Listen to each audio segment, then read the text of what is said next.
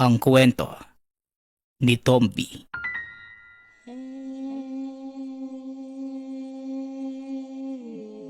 Ang kwentong ito ay hango sa totoong buhay. Mula ito sa isa nating tagapakinig. Karanasan ito ni Andres. Walang eksaktong taon. Probinsya ng Samar.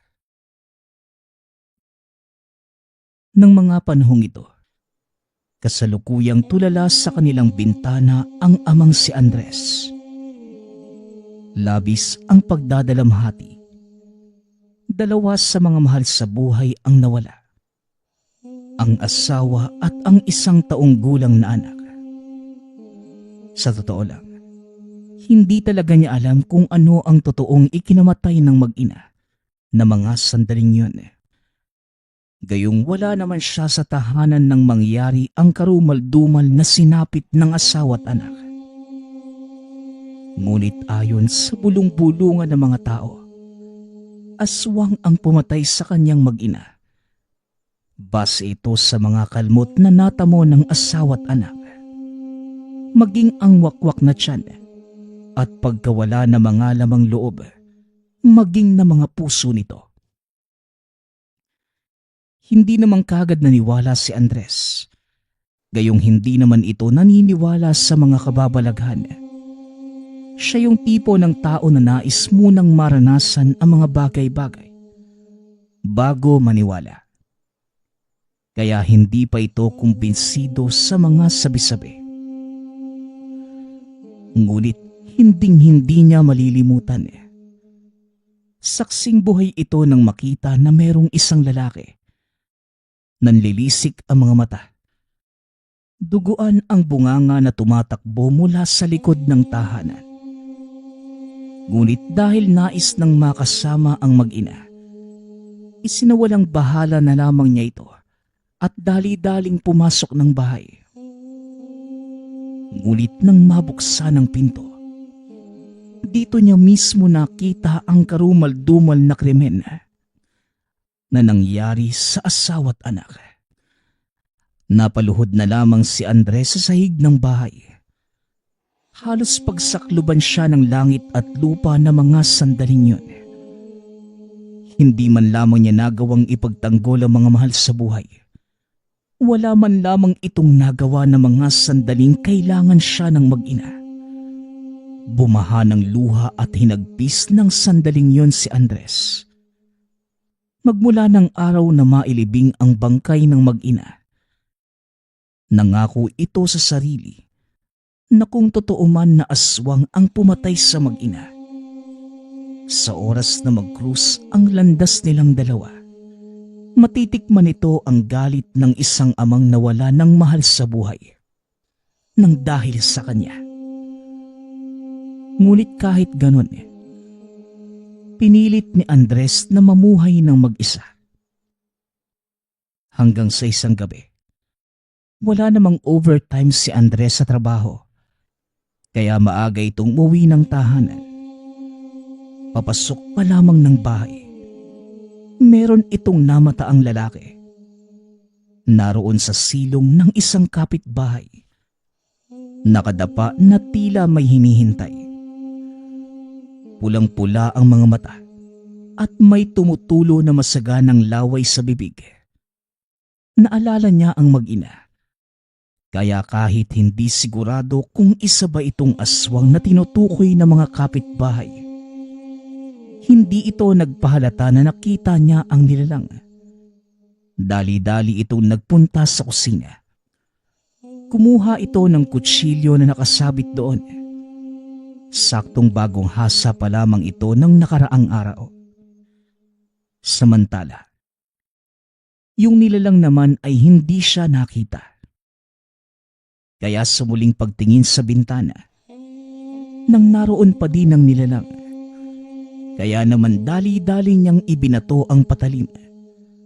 Sakto namang magaling ito sa pagbato, dahil isa ito sa laro at hilig ni Andres noong kabataan. Ngunit nang palapit na ang patalim, tila naramdaman ito ng nilalang. Nakailag pa ito ng bahagya, ngunit nadaplisan pa rin ang braso. Mabilis namang lumayo ang aswang. Alam niyang nasaktan ito. Matapos yun, lumabas si Andres ng tahanan at kinuha ang kutsilyo na bakas pa ang dugo ng aswang. Kinabukasan, kahit hindi masyadong naniniwala sa mga kababalaghan, napilitan itong puntahan ang isang albularyo na tawagin na lang natin sa pangalang Mang Damas. Nais lang sanang kumpirmahin ni Andres kung totoo ang hinala niya na hindi ito normal na tao at mapagtibay na din sa sarili na totoo ang mga aswang. At ito nga ang may gawa ng pagkamatay ng mag-ina. Nang makita naman ng matanda si Andres, dali-dali niya itong pinapasok sa tahanan. "Kumusta, Andres? Ano namang masamang hangin ang nagdala sa iyo papunta rito?" Tanong ni Mang Damas. Hindi na nagsalita pa si Andres. Dali-daling hinugot ang kutsilyo na may dugo pa ng aswang. "Aba iho, dugo ito ng aswang ah. At paano naman ito napunta sa iyong kutsilyo?" Manong, kagabi ho kasi, may nakita ako na isang lalaki doon sa silong nung kapitbahay nating si Marites. Balita ko, buntis yung anak na napangasawa. Kaya kahit hindi ako naniniwala, nagbabakasakali ako at ibinato ko itong kutsilyo sa kanya. Nadaplisan ko pa nga yung lalaki. Aba, kung ganon, kailangan mo itong ibaon sa lupa. Ito, kunin mo. Isang kapirasong papel na naglalaman ng orasyon. Sa oras na maibaon mo na sa lupa ang kutsilyo, basahin mo ito at maghintay sa mangyayari sa aswang. Manong, ano naman hong mangyayari kung gagawin ko ang bagay na yan? Basta iho, magugulat ka na lang. Hindi gagaling ang kanyang sugat. Mas lalala pa ito katagalan at magkakaroon ng impeksyon hanggang sa tuluyan na lang itong mamatay. Wika ng albularyo. Hindi na nagsalita pa si Mang Andres. Matapos makipag-usap sa matanda, nagpasalamat na ito kay Mang Damas at dali-daling lumabas ng tahanan nito. Bagamat unti-unti nang naniniwala sa mga kababalaghan, hindi pa rin ito lubos maisip kung totoo ang sinasabi ng matanda at kung paano mamamatay ang isang malakas na nilalang nang dahil lamang sa daplis sa balikat. Kinagabihan, sa labas ng tahanan, nagukay ito ng maliit na butas sa likod bahay. Inilibing ang kutsilyo na may dugo ng aswang. Matapos yon, kinuha niya ang papel na bigay ng matanda. Inusal ang mga dasal na nakasulat doon. Hihintayin na lamang ni Andres ang mangyayari. At sa oras na kapag may kalugar itong namatay dahil sa malalang sugat, malalaman na niya kung sino ang aswang. Mabuti na lamang ng gabing yun. Wala naman itong kakaibang naranasan. Hanggang sa nagdaan pa ang ilang araw, naghihintay pa din si Andres kung totoo ang sinasabi sa kanya ni Mang Damas. Hanggang sa... "O pare, napabisita ka yata. Pasensya ka na pare ah. Pas muna ako. Hindi muna ako iinom ngayon. Gusto ko lang sulitin yung day off ko sa pagpapahinga dito sa bahay." Wika ni Andres. Subalit mabilis namang napailing si Idong. "Pare, hindi tungkol sa paglalasing yung pinunta ko dito sa inyo. May masamang balita kasi ako eh. Si Mang Hector, yung manghihilot, namatay na. Magpapahilot sana ako sa bahay nila.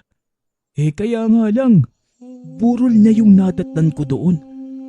Grabe, marami pa naman siyang natulungang tao rito. Lalo na yung mga walang pera para makapagpadoktor. Wika ni Idong. Bakas sa mukha nito ang kalungkutan. Dahil ilang beses din itong nagpahilot sa matanda. Samantalang si Andres naman nagulat ito at dali-daling tinanong ang kaibigan. Pare, anong ikinamatay ni Mang Hector? Kaya pala, ilang araw ko na siyang hindi nakikita. Siguro, nagkasakit yung matanda, no? Tanong ni Andres. Hindi naman pare, pero ang bali-balita ng mga tao roon, nagkaroon lang ng pigsa sa balikat. Kaso, kumalat yung impeksyon sa buong katawan kaya hindi na gumaling. Tugon ni Idong. Kaya nang madinig ito ni Andres, kinituban ang binata. Nagpasama ito kay Idong sa tirahan ng matanda. Nasilayan niya mismo na pinaglalamayan na ang manghihilot. Naroon din pati ang pamilya nito. Napaka-imposible para kay Andres na si Mang Hector ang aswang na pumatay sa kanyang mag-ina. Iba ang itsura ng lalaking nakasalubong ng mamatay ang kanyang mag-ina. Maskulado at bata pa ang nilalang. Samantalang si Mang Hector naman, bukod sa kuba, uugod-ugod na ito kung kumilos. Kaya nga lang, yung aswang na namataan niya ng nakaraang gabi, hindi niya nakita ang buong postura. Gawa ng madilim ang paligid na mga panahong yun. Kaya't sa isip-isip ni Andres, maaring si Mang Hector nga yung aswang na natamaan niya ng kutsilyo. Kaya hindi malaman ni Andres kung matutuwa ba ito sa nangyari. Lalo na't hindi naman si Mang Hector ang pakay niyang patayin, kahit aswang pa ito. Dahil sa mga sandaling yun, nakatatak pa rin sa utak ni Andres yung aswang na pumaslang sa kanyang asawa at anak. Nakita niyang umiiyak ang pamilya ni Mang Hector. Makikita sa itsura nito na gusto nila ng hustisya para sa namatay. Ngunit hindi naman niya sinasadya na mapaslang ang matanda. Akala niya ay ito yung aswang na gusto niyang tugisin. Ngunit dahil sa labis na awa ni Andres sa pamilya nitong naiwan, ibinahagi pa nga nito sa pamilya ni Mang Hector ang halos kalahati ng sweldo bilang abuloy. Habang naglalakad na sila pa uwi, natanong ni Andres si Idong kung may kakilala ba ito na pinaghihinala ang aswang. Wala akong kakilala pare. Bakit mo naman natanong? Dahil ba hindi ka pa rin makalimot sa pagkamatay ng asawa at anak mo, no? Tanong ni Idong. Ngunit tila nagpintig ang tenga ni Andres sa sinabi ng kaibigan. Hinawakan ito sa kwelyo si Idong at akmang susuntukin. Siyempre, Idong, talagang hindi ako makakalimot. Mahal na mahal ko ang pamilya ko at talagang gusto kong maghigante. Tugon ni Andres habang nakatitig sa mga mata ni Idong. Teka lang pare, hindi naman ako yung kaaway dito Kaibigan mo ko. Ayoko lang nakikita kang sinisisi mo pa din yung sarili mo sa pagkamatay ng mag-ina mo. Kailangan mong malagpasan yung pagsubok mong yan pare. Wika ni Idong, sabay tulak sa kaibigan. Pero pare, kung talagang gusto mo magigante, gawin mo kung anong gusto mo. Pero mag-iingat ka Mahirap kalaban ng mga aswang. Higit na mas malakas sila sa atin. Mapanganib yung gusto mong pasukin pare. Huwag kang mag-alala, Idong. Alam ko naman yung sinasabi mo. Mag-iingat ako. Kaya huwag ka nang masyadong mag-alala pa sa akin Alam ko ang pinapasok ko. Pag-uusap ng magkaibigan. Matapos yon, napagpasyahan na ni Idong na umuwi. Samantalang tahimik lamang na nakatayo sa pintuan si Andres. Nakatingin sa papalayong kaibigan. Hanggang sa mabilis na lumipas ang isang linggo. Piyesta sa lugar na mga sandaling yun. Noon sa probinsya, uso pa ang mga palaro at kompetisyon. Ngunit ang pinakainaabangan ng halos lahat, lalo na ng karamihan ng mga kalalakihan, boxing o suntukan ng dalawang manlalaro sa taas ng ring. Hanggang sa may nakita si Andres na isang nakapaskil na larawan. Ito ang mga kalahok sa magaganap na boxing sa Makalawa. Doon ito magaganap sa covered court. Naagaw naman ito ang atensyon ni Andres. Paano ba naman pamilyar sa kanya yung lalaki? Ngunit hindi siya sigurado kung saan niya ito nakita. Ngunit nangako siya sa sarili na manonood sa laban. Hanggang sa sumapit ang araw ng pista. Sa isang covered court ay merong dalawang lalaki na naglalaban sa boxing ring. Nakakaagaw pansin ang isang maskuladong lalaki. May kaitiman ang balat. Ngunit masasabi mo na malakas ito kung titignan.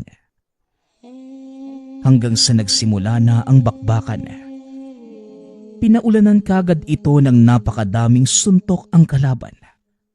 Mula ulo hanggang sikmura. Napuruhan sa ulo ng solidong suntok ang kalaban. Kaya natumba ito at nanalo ang maskuladong lalaki. Madami pa itong sumunod na kalaban. Ngunit kagaya sa unang katunggali, bumagsak din ito at yung lalaki pa rin na pamilyar sa kanya ang nanalo. Nalaman niya yung pangalan ng lalaki nang magsalita ang announcer tungkol sa resulta ng nagwagi. Ang pangalan pala nito ay Matias. Natanong ni Andres sa katabi niyang nanonood kung taga saan yung lalaki. Sa pagkakaalam ko, taga-kabilang baryo si Matias. Pero bagong salta pa lang, taga Rojas. Ayon sa mga nadidinig ko. Wika na matandang lalaking napagtanungan. Ano ho kayang eksaktong lokasyon niya, Manong? May kailangan lang po kasi akong tanong sa kanya Muling tanong ni Andres. Kaya't sinabi na matandang lalaki kung saan ito matatagpuan. Alam ni Andres ang lugar na yon. Kaso nga lang, bihira lang itong mapagawi doon dahil wala naman siyang kakilala. At isa pa, masyado ng liblib ang lugar na ito. Ngunit buo na ang pasya ni Andres ng mga oras na yon na magpunta sa lugar para sana magmanman. Lalo na't kinukutuban siya na ito yung lalaking pumatay sa kanyang mag-ina. Dahil malaki ang pagkakahawig nito sa lalaking nakasalubong ng umuwi at nakita ang nakabulagtang bangkay ng mag-ina. Hinala niya na isa itong aswang. Nakakapagduda din ang kakayahan nito pagdating sa boxing. Ilang kalaban na ang napabagsak ni Matias sa ibabaw ng ring. Kaya't yung mga tao doon, sobrang napahangas sa kanya. Hindi na nagtagal doon si Andres. Dali-dali na itong umuwi. Maghahanda siya mamayang gabi para puntahan si Matias. Naghasa pa nga ito ng kutsilyo at nagbanat ng kaunti ng katawan. Hanggang sa sumapit na ang takip silim. Dito nagsimulang umalis si Andres. Naglakad na ito papunta sa kabilang baryo. Napakaliblib talaga sa lugar na yon. Dumaan ito sa pagitan ng maisan, sa putikan at lumusong pa sa sapa. Makaraan pa ang ilang oras na paglalakad. Narating na niya yung maliit na komunidad. Subalit nagtataka si Andres. 6:00 pa lamang ng gabi na mga oras na yun. Maaga pa pero wala nang mga taong makikita sa labas. Lahat ng nakatira doon, nasa loob na ng tahanan. Nakasara na din ang mga pinto at bintana. Sa paglibot ng kanyang paningin sa lugar, may isang matandang babaeng papasok pa lamang sa tahanan. Subalit nang makita siya ay bigla itong nagulat. Ano ang ginagawa mo, iho, dito sa labas? Delikado nang lumabas kayo oras. Mukhang dayo ka pa dito ha. Magmadali ka nang umuwi sa inyo. Iho, hanggat hindi pa sobrang dilim. Wika na matandang babae. Nanlalaki ang mga mata nito at bakas na bakas sa mukha ang takot. Wala ho akong pakialam, Manang. Mukhang hindi niyo pa alam kung sino yung aswang ah. Ako ho, alam ko na po kung sino. At nagpunta lang ho ako rito para magigante. Tugon ni Andres. Kaya hinayaan na lamang siya na matanda at hindi na pinilit. Buong akala na matanda ay nababaliw na ito. Ngunit bago tuluyang pumasok, pinag-ingat siya na matandang babae. Napatango na lamang si Andres bilang pagtugon at nagpatuloy na sa paglalakad. Hanggang sa marating niya ang isang tahanan na maraming kambing at itim na manok na gumagala sa bakuran.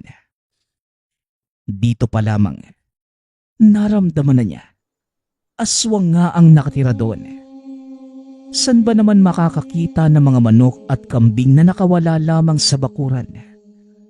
Sa isip-isip ni Andres, marahil ang mga hayop na ito ay hindi simpleng hayop lang. Para mapatunayan kung totoo nga ba ang hinala, sumilip pa ito sa pagitan ng kanyang mga binti. Nagulat ito at halos mawala ng balanse. Paano ba naman? Nasilip niya ang tunay na anyo ng mga hayop. Mahaba ang leeg, bilog ang ulo at walang mga mata. Ang makikita lamang sa mukha nito ay ang butas ng ilong.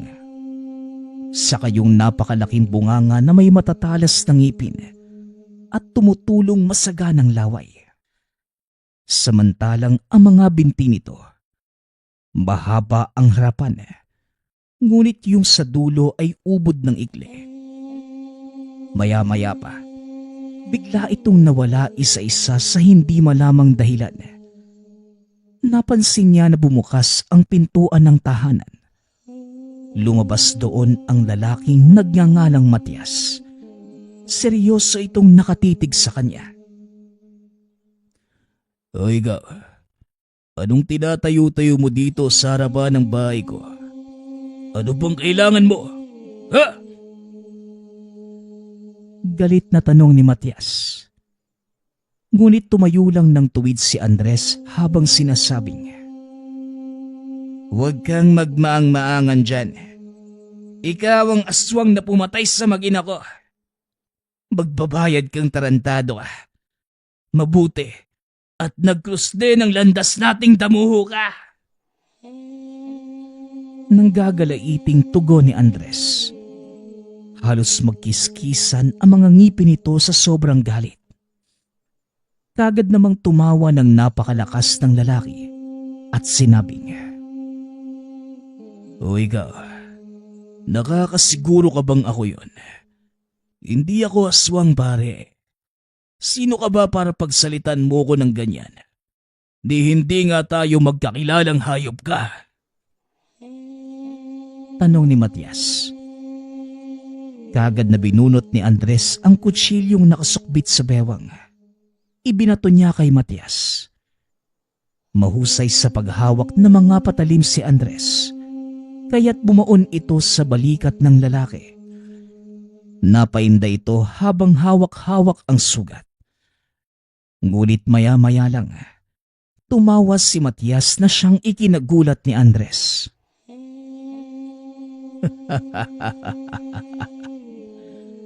Yan lang ba ang kaya mo? Napakadali namang maghagis ng kutsilyo sa isang tao eh. Gusto mong subukan ko sa'yo para malaman mo. Wika ni Matias. Patuloy lamang ito sa paghalakak habang hinuhugot ang pagkabao ng patalim sa balikat. Isa kang ang aswang hayop ka. Malinaw na sa akin na ikaw ang pumatay sa asawa't anak ko. Magbabayad ka. Papatayin kita! Sigaw ni Andres, kaya lalong tumawa ng malakas ang lalaki. Sige na nga, aamin na ako. Ako nga yung pumatay sa mag-ina mo. Ang masasabi ko lang sa'yo, napakasarap ng lamang loob at puso nila.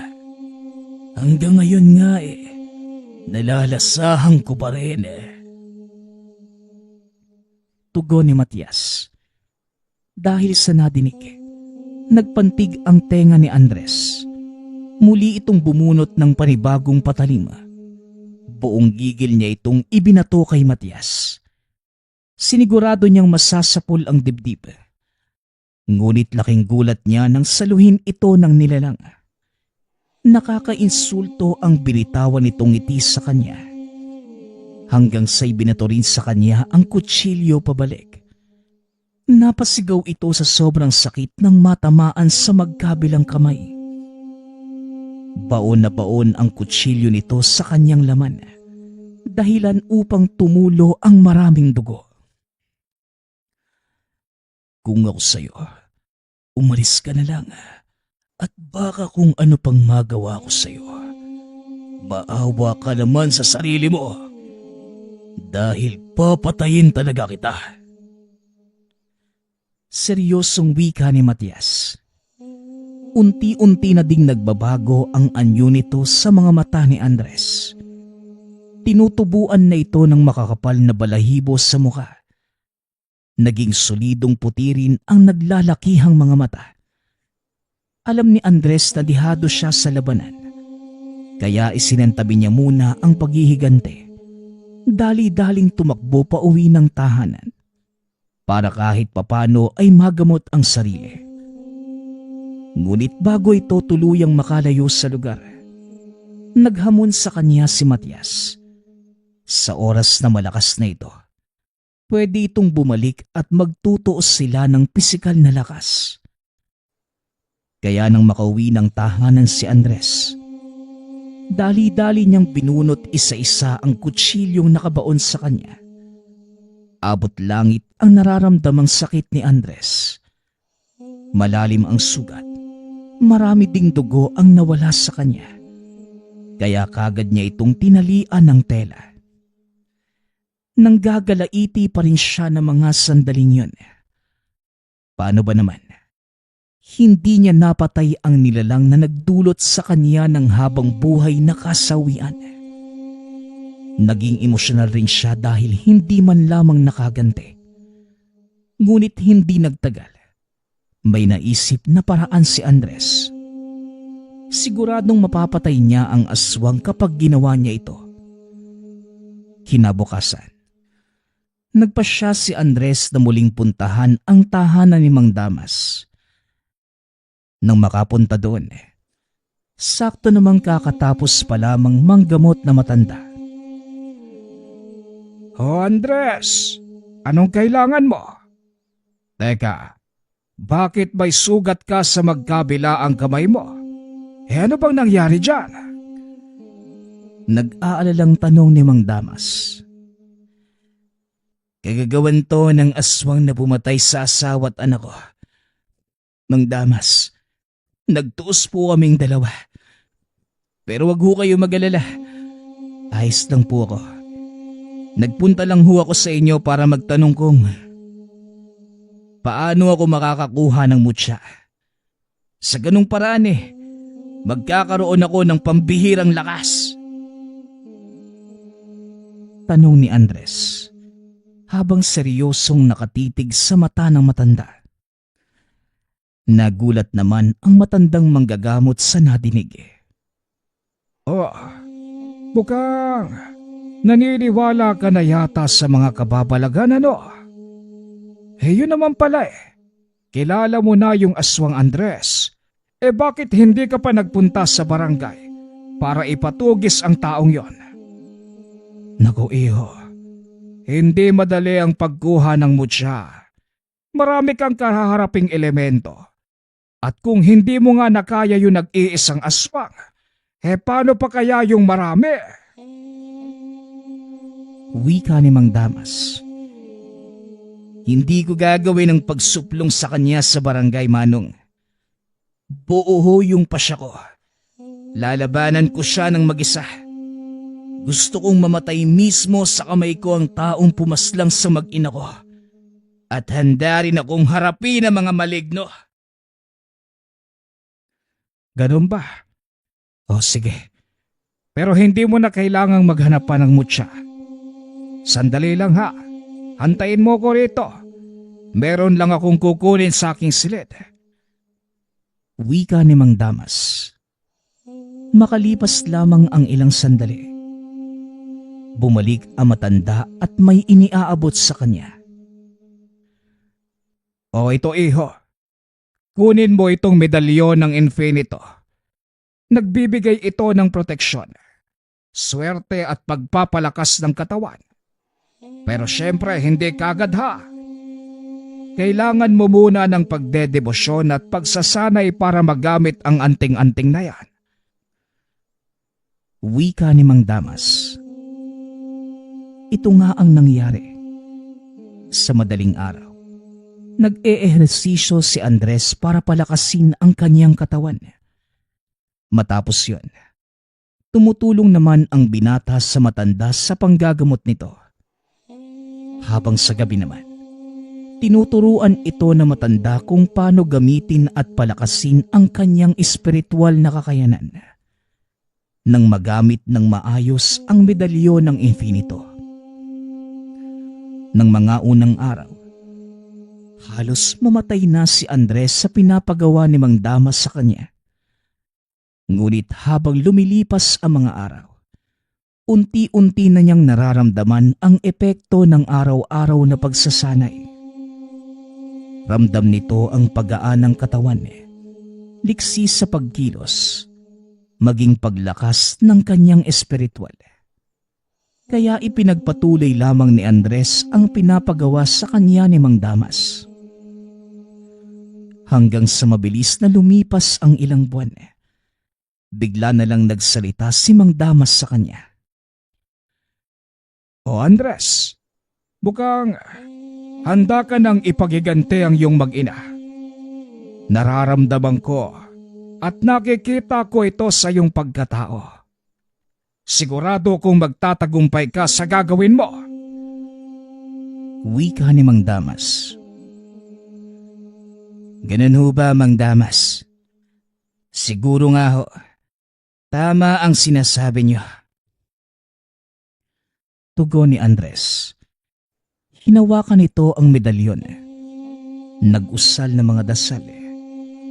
Matapos itong gawin ni Andres, nakakatalon na ito ng mataas. Nakakasipa pa sa hangin. At higit sa lahat, sinubukan niyang suntukin ang malapit na puno ng mangga sa harapan lamang ng tahanan ng matanda. Nagulat ito nang halos tumagos ang kamay sa lapad ng puno ng mangga. Napangiti naman si Andres sa kanyang nasaksihan. Kaya hindi na ito nag-aksaya pa ng oras. Pagsapit ng gabi, nagpunta na ito sa tahanan ni Matias. Sumigaw ito sa harapan ng tahanan ng lalaki at hinahamon ang nilalang. Napagtanto din ni Andres, bukod sa paglakas ng kanyang katawan, mas lumakas din ang kanyang mga pandama. Dahil kahit madilim ang kinaroroonan, nagagawa pa rin ni Andres na makita ang buong paligid. Buo ang paniniwala niya na dahil yon sa medalyon ng Infinito. Sa paulit-ulit na pagsigaw at paghamon ni Andres, Nakita niyang bumukas ang bintana. Dumungaw si Matias. Nakita ni Andres sa mukha nito na para bang naawa ito sa kanya. Napapailing pa si Matias at sinara na ang bintana. Kinalaunan, nagbukas ang pintuan hanggang sa nilusob siya ng mga alaga ni Matias. Mga hayop na walang mga balahibo. Nagliliwanag ang mga mata at may matatalas na ngipin. Ngunit madali lamang itong napigilan ni Andres. Pinagsisipa niya ang lahat ng ito nang sunggaban siya ng mga alaga ni Matias. May dala pa itong bagong hasang patalim sa bewang at sa pagtilapon ng mga nilalang. Matapos yon ay mabilis niyang nilapitan ang mga ito at dali-daling ginilita ng leeg dahilan ng agarang kamatayan.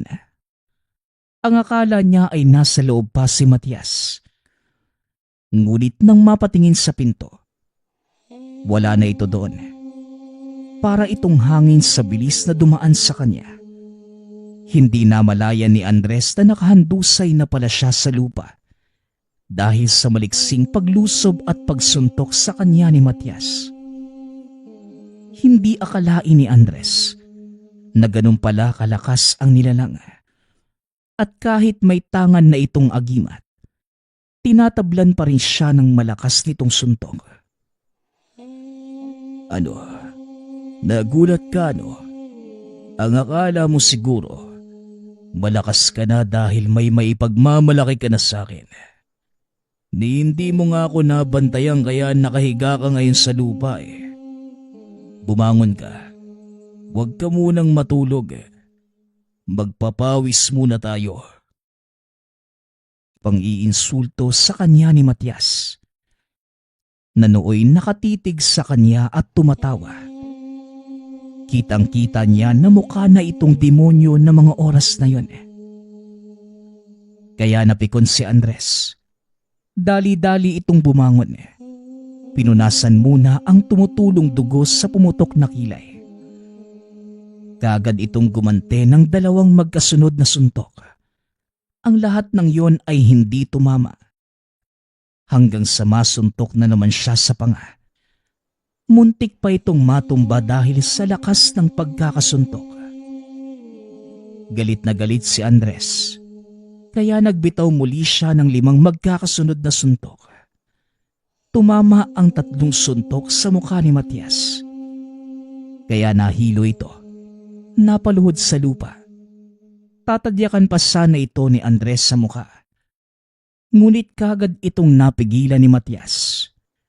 Mabilis pang nahawakan ang paa.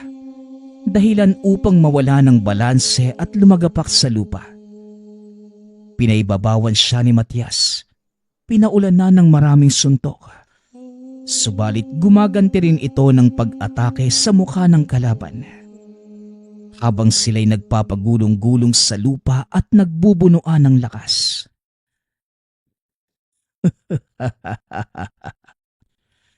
Mahina kang nilalang, Andres. Kagaya ka lang rin ng asawa at anak mo. Magdasal ka na para sa kaligtasan mo. Dahil tatapusin ko na ang labanang ito. Wika ni Matias. Habang patuloy pa rin sa pagsuntok at nakasakal ang isang kamay sa leeg ni Andres. Duguan na ang mukha nito, ngunit hindi pa rin sumuko si Andres. Unti-unti nang ibinubuka ni Matias ang bibig. Handa na siyang lapain. Kitang-kita niya ang matatalas ng ngipin ni Matias. Ngunit noong nasa aktong sasakmali na siya ng lalaki, kagad niya itong sinikmuraan sa tiyan. Dali-daling kinuha sa bulsa ang isang botelyang naglalaman ng likido. Ipinasok niya ito sa bibig ng nilalang. Namaluktot si Matias at bumitaw sa pagkakasakal sa kanya. Nanghina ito sa ginawang pag-atake ni Andres. Hanggang sa binunot na ni Andres ang nalaglag na kutsilyo kanina. Sinaksak niya ito sa dibdib ni Matias nang paulit-ulit. Hindi niya ito tinitigilan hanggat hindi bumabaha ng dugo. Pero hindi kalaunan, namatay rin ang nilalang na hawak pa ang dibdib. Matapos ang madugong labanan, nagukay ng malalim na lupa si Andres. Inilagay doon ang bangkay ni Matias kasama ang mga alaga nitong sigbin. Kumuha ito ng gaas at dali-daling sinilaban. Kakaibang ngiti ang namutawi sa mukha ni Andres. Magkahalong lungkot nang maalala ang sinapit ng kanyang mag-ina. At saya naman, dahil sa wakas, nagawa niyang mabigyan ng hustisya ang mga ito. Kaya matapos makapaghiganti sa nilalang, nagpakalayo-layo na ito sa lugar. Ipinagbili niya ang mga ari-arian doon. Makaraan ang ilang linggo. Napagpasyahan ni Andres na sa kabilang bayan na lamang manirahan. Doon ito nagsimulang mamuhay ng tahimik. Habang pinag-aaralan pa ang ibang kakayanan ng medalyo ng infinito. Nagsimula na rin itong tumugis ng iba pang mga aswang para wala ng taong maulila at mawala ng pamilya, kagaya ng pinagdaanan niya.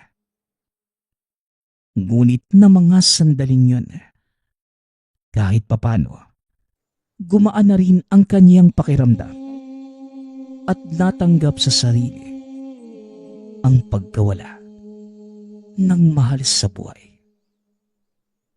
Nagpapasalamat nga pala ako sa lahat ng sumusuporta sa ating channel.